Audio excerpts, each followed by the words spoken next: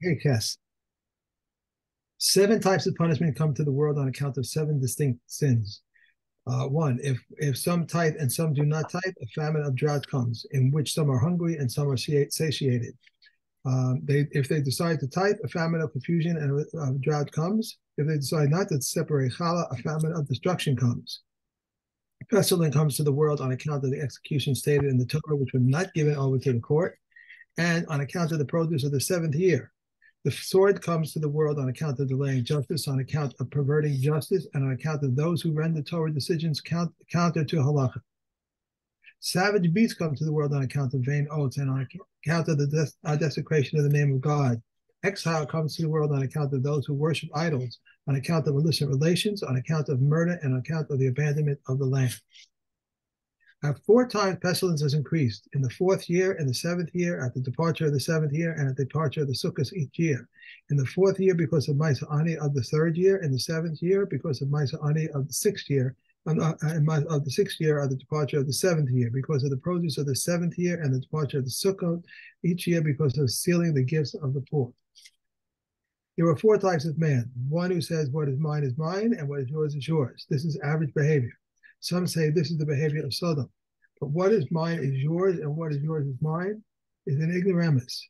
What is mine is yours, and what is yours, a pious person. What is mine, and what is yours is mine, is a wicked person. Okay. All right.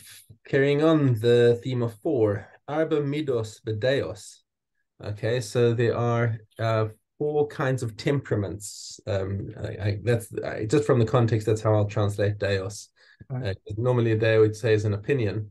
Nature. We call it natures, four types of natures. Yeah. Noach lichos vel noach lirtzos. So somebody who gets angry quickly and calms down quickly. Yatsa schar behefsedo. So it's not just like a cancellation over here that his schar goes out with his hefsed. It's that his hefsed is worse than his schar, because when somebody is quick to anger, even though he calms down quickly, everyone around him is always walking around on eggshells. So the fact that he calms down quickly is, it's nice that, but it's not, but it's worse than having somebody. It's worse because he's so easy to get angry. So people don't like to hang around him. Somebody who takes a long time to get angry, but when he does, oh boy, does he hang on to it. Okay. Yatsa hefseda b'scharo.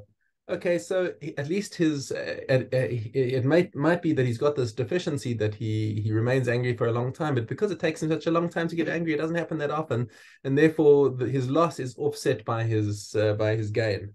So rather be this one than the first one. Somebody who's very slow to anger and quick to appease, that's the chassid. And rasha. Okay, stay away from that guy. Okay. I have to say, just in defense of my Caruso, we've been with over 20 years. I have never, ever seen him get angry. Never.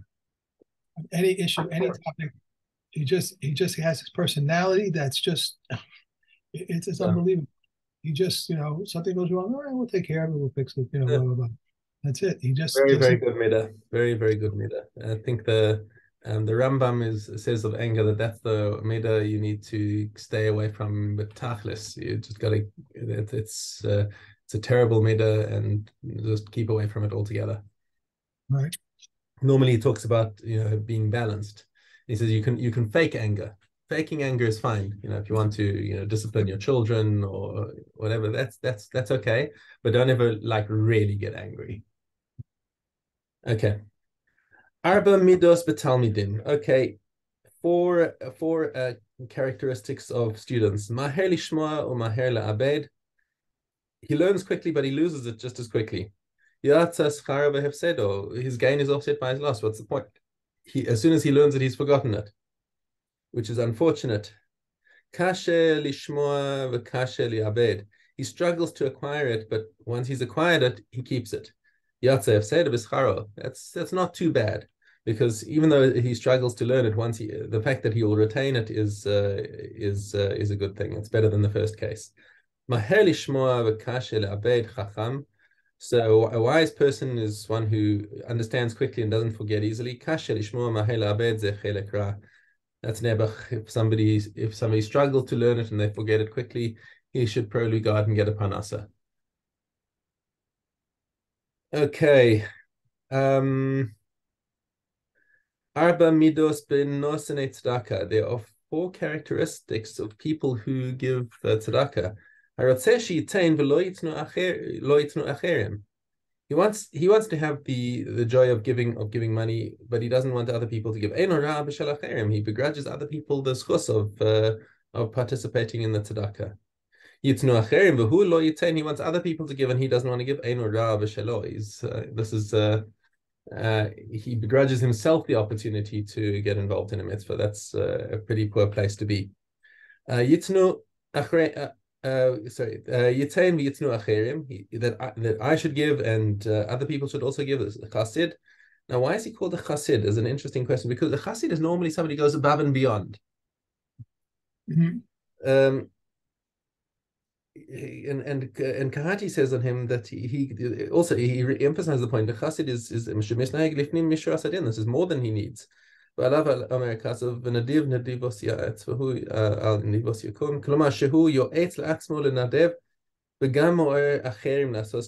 this is somebody who goes beyond. He doesn't just give himself, but he goes and encourages other people to give, and that's the extra midah, I guess, that he's trying to encourage other people to give, which he could, but within rights, just do what he wants to and leave it to other people. Lo yitain v'lo yitnu acherim. He doesn't want to give, and he discourages other people from giving. This is obviously a midah of a rasha. Okay. All right. Dog test. Rabbi Yochanan says, whoever fills the Torah despite poverty will ultimately fulfill it in its wealth. But whoever neglects the Torah because of wealth will ultimately neglect it in its poverty. Rabbi Meir says, limit your business and activities and engage in Torah study. Be of humble spirit before every person. If you should neglect the study of Torah, you will be confronted with many causes of neglect. But if you labor in the Torah, he has ample reward to give you. Rabbi Eliezer ben Yaakov says, he who fulfills even a single mitzvah requires for himself a single advocate, while he who commits even a single transgression acquires for himself a single accuser. Repentance and good deeds are like a shield against misfortune. And Yochanan Hatzanlo says, every assembly that is dedicated for the sake of heaven will endure, but one that is not for the sake of heaven will not endure. Okay. Avodah Zarah. Okay, Gimel Hay. If Gentiles worship mountains and hills, they are permitted, but what is upon them is prohibited, as it says, you shall not covet the silver and gold that is upon them and take it. The Yossi Agili says their guards are upon the mountains, but they're not that the mountains are their guards. The guards upon the hills, but not that the hills are their guards. Why is it Asherah prohibited? Because it has been affected by human involvement, and anything which has been affected by human involvement becomes prohibited. Rabbi Akiva says, I will expound and deliberate before you. Every place that you find a high mountain of a raised hill or a green tree, know that an idolatrous object is there. If one house joined an idolatrous shrine and it collapsed, he is forbidden to rebuild it. How shall he do it? He withdraws the four amas into his own property and builds. If it belonged both to him and the idolatrous shrine, he is judged to be half and half. In stones, timber, and mortar contaminate with tumah, as does the sherets. As it says, you shall utterly detest it. Rabbi Akiva says, as does the menstruate, as it says, you shall scatter them afar as the menstruate. Get out, and you shall say to it, just as a menstruate contaminates with tumah by being carried, so too an idolatrous object contaminates with tumah by being carried. There are three categories of idolatrous buildings. A building which was constructed from the beginning for idolatrous worship is prohibited. If he whitewashed it and decorated it for idolatrous worship or made renovations, one removes what he renovated. If he brought an idol into it and took it out, it is permitted. There are three categories of idolatrous stones. A stone which he hewn from the very beginning for a pedestal is prohibited. If he whitewashed it and decorated it for idolatrous worship or he made it renovations, one removes what he removed. If he mounted an idol upon it and removed it, it is permitted. There are three categories of asheros. A tree which he planted from the beginning for the purpose of idolatrous worship is prohibited. If he lopped it or trimmed it for the purpose of idolatrous worship and it sprouted, one removes whatever sprouted. If he set an idol underneath it and nullified it, it is permitted. What is the Asherah? Anyone beneath which there is an idol. Anyone beneath which there is an idol. Reb Shimon says anyone that they worship, and it happened in Sodom regarding a tree that they worshiped, that they found beneath it a mound. Reb Shimon said to them, inspect this mound, and they inspected it and found an image in it. And he said to them, since they worship the image, and we will permit the use of the tree in them. Okay.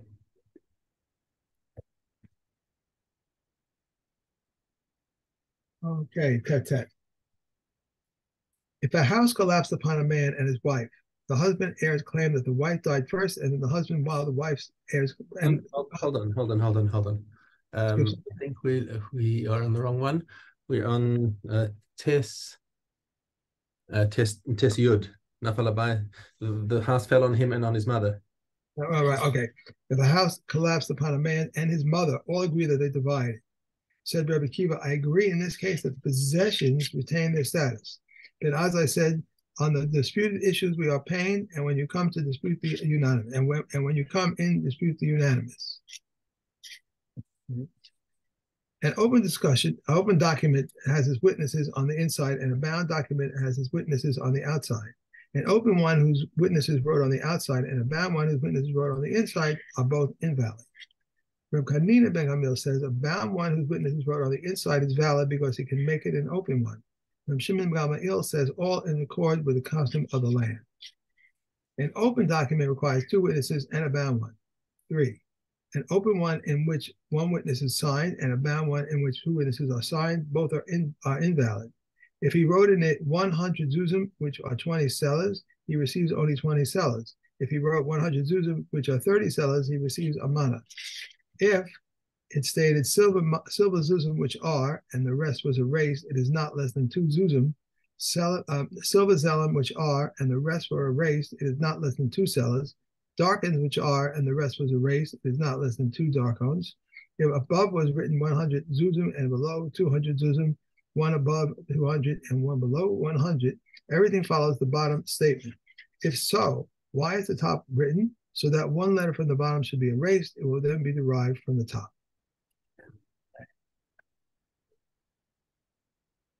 Okay. Avos. Let me see. We have a way to go yet. Yeah, okay. Avos. We have Dalit. If a man fell into water, whether all its shores are in sight or not, his wife is prohibited. Reb Meir says there was once an incident where someone fell into a large well and surfaced after 3 days. Reb Yossi said, even if he heard children saying, we are going to eulogize and bury so-and-so, his testimony is valid. Whether he intends to testify, that's wrong. I skipped the page. Sorry. Okay, go back. There was once an incident where someone fell into a large well and surfaced after 3 days. Reb Yossi said, there was once an incident where a blind man descended into a cave and to immerse himself and was followed by his guide. They remained undetected long enough from the time to have died, and the rabbis permitted their wives to remarry. There was another incident at Asiyah where someone was lowered into the sea and they recovered nothing but his leg. The sages said if the leg was severed above the knee, she may remarry. If the leg was below the knee, she may not remarry. Even if he heard women saying so-and-so died, it is sufficient. Rabbi Yehuda says even if he heard children saying we are going to utilize I know, and bury so-and-so, his testimony is valid, whether he intends to testify or not. Rabbi Yehuda ben Bava says a Jew's testimony is valid even if he intended to testify, but if a non-Jew intended to testify, his testimony is not valid. Witnesses may testify even if they saw by lamplight and moonlight, and we permit remarriage on the basis of a voice. There was once an incident where someone stood on the hilltop and said, so-and-so, the son of so-and-so, from such and such a place has died. They went to the hilltop and found no one there. Yet they permitted his wife to remarry. There was another incident at Zalman where someone said, I am so-and-so, the son of so-and-so. A snake has bitten me and I am dying. They went there but could not recognize him, yet they permitted his wife to remarry. Right, so tomorrow we move on to Kesubos. Okay. And we have Trumos. Okay. Zion Hay. If one says the truma of the sheep is within it and its maishot are within it, the truma maisha is within it. Reb Shimon says he has designated, but the sages say not unless he says in the north or in the north south of it. Eliezer Hisma says, if one says the truma of the heap from it is for it, if he had designated it. Reb Eliezer Yaakov says, if one says the tenth of the Maisa is truma Maisa for it, and he has designated. If one separates truma before Bikurim, Maisa Rishon before truma, or Maisa Sheni before Maisa Rishon, though he has transgressed the prohibition, what he did is done, since it is stated, you shall not delay to offer the abundance of pure fruits and of your liquors. And whence do we know that Bikurim must precede truma? This is because truma and reshet, and that is called truma and reshet. Wait, that's wrong. I'm sorry, I'm reading it wrong. And whence do we know that Bikurim must precede truma? This is called truma and reshet, and that is called truma and reshet. Bikurim takes precedence since they are the first fruits of all, and truma takes precedence.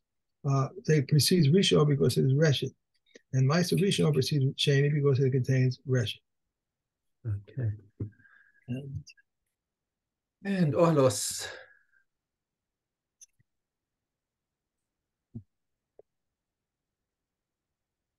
Okay. What qualifies as death blood? An eighth of a log of blood flowed out of a dying person while he was still alive, and an eighth flowed out after he died. These are the words of Rabbi Akiva. Rabbi Ishmael says a quarter log of blood flowed out while the person was alive, and a quarter log that flowed out after his death were combined, and from this mixture a quarter log was taken. But Eliezer, the son of Rabbi Yehuda, says both of these are like water. What is death blood? When there is a hanged person whose blood was flowing out, and a quarter log of blood was found beneath him. The blood is tummy. But if a corpse blood was dripping and a quarter log of blood was found underneath it, the blood is tahor. Rabbi Yehuda said, not so. Rather that which flows out is tahor, and that which drips is tummy. An olive-sized piece of a corpse in a room must have an opening of 1 handbreadth, and a whole corpse must have an opening of 4 handbreadths to prevent tumor from spreading to the other openings. But to allow tumor to spread, 1 square handbreadth suffices. If so larger than the volume of an olive, it is treated as a whole corpse. Rabbi Yossi says a spinal column and a skull are treated as a whole corpse. A cavity, 100th by 100th square, that is 100 high, conveys tumor and acts as a barrier against tumor. If so, in the case of a sewer beneath a house that contains a cubic handbreadth and has an outlet of a square handbreadth, if there are tumor inside the sewer remains tahor. If there is tumor in the house, whatever is inside the sewer remains tahor because it's the way of the tumor to exit, but there is not the way to enter. In the case where the sewer contains a cubic handbreadth and its outlet is smaller than a square handbreadth, if there is tumor inside the sewer, the house becomes tameh. And there is tumor in the house whatever inside, the sewer remains tahor because it's the way of tumor to exit, but it's not the way of tumor to enter. In the case where the sewer is smaller than a cubic handbreadth and the outlet is smaller than a square handbreadth, if there is tumor in the side of the sewer, the house becomes tameh. If there is tumor inside the house, whatever is inside the sewer becomes tameh. The law is true. Whether the hole was hollowed out by water, the small animals by erosion, and is also true if it is formed by a pile of boulders or a stack of beams. Rabbi Yehuda says any roof that is not man-made is not considered an ohel. However, he agrees in respect to crags, and projecting rock formation, and that they are considered olem. Right. Okay. So it's an important principle there when we're looking at ohalos, and I just want to re-emphasize it because that's going to come out a lot. Is that it's derech hatumah latzeis v'lo lehikanes.